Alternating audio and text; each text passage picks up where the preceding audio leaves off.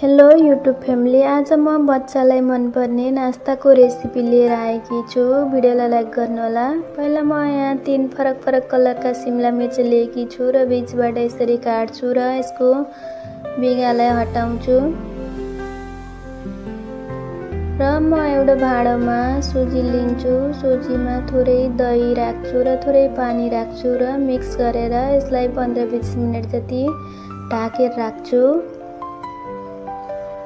अब म यहाँ सुजीमा पानी थोरै एड गर्छु र प्याज, टमाटर, हरियो खुर्सानी, स्वादअनुसार नुन, मरिचको धुलो र थोरै धनिया राखेर राम्रोसँग मिक्स गर्छु र थोरै इनो पनि राखिदिन्छु। इनोले रोटीलाई राम्रो गराउँछ।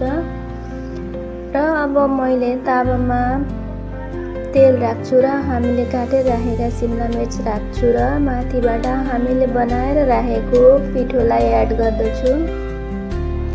यसलाई म केही समय यसरी पकाउँदै फर्काउँदै गर्छु र हाम्रो रेसिपी रेडी भइसकेको छ। Thank you for watching.